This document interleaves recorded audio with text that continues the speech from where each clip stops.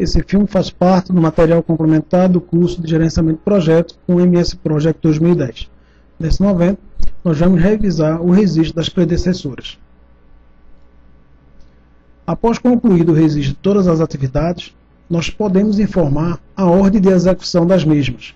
Note que, nesse momento, todas as atividades estão iniciando na data de início do meu projeto. Para que eu informe que uma determinada atividade ela só poderá ser executada depois de uma outra ou junto com uma outra, nós temos que informar a predecessora dessa atividade.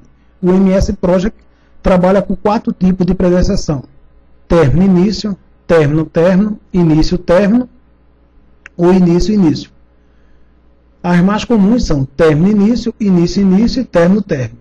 Se eu quiser, por exemplo, informar que a atividade 2 ela será executada depois da atividade 1, eu informo aqui na predecessora o número da tarefa 1. Então eu coloco aqui que é 4 TI. Isso significa que a atividade 2 será executada depois que a atividade 1 seja concluída. Teclo Enter e ele já me mostra no gráfico de Gantt a sequência de execução dessas duas atividades. Note que, embora eu tenha colocado TI, o MS Project suprime na visualização essa informação, por considerar ela padrão. A atividade 3, por exemplo, ela será executada depois da atividade 2. Então eu coloco 5 TI. Um item também importante, vale lembrar que não necessariamente eu tenho que formar o TI, porque ele já considera padrão, o padrão da informação. Então posso colocar somente o número da tarefa. A atividade 4, eu vou informar que ela é executada depois da atividade 5. Então eu posso colocar que é 9, a predecessora da atividade 4 é a nona, é a atividade número 9, ou seja, 5.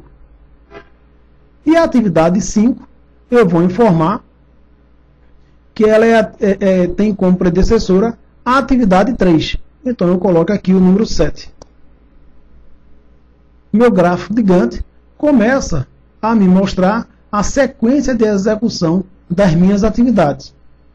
O outro modo que a gente pode informar é, por exemplo, informar que a atividade 6 ela inicia junto com a atividade de número 5. Então eu coloco aqui 9, início, início. Nesse caso, o I é obrigatória a colocação. Se eu quiser informar que a atividade 7 ela termina junto com a atividade 5, eu coloco 9, término, término.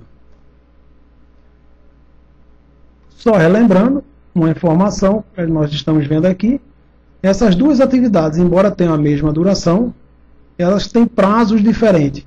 O motivo, que nós vimos no filme anterior, é que essa atividade ela está seguindo um calendário de 4 horas diárias, enquanto essa atividade segue um calendário de 8 horas diárias. Então, o prazo para a execução delas são diferentes.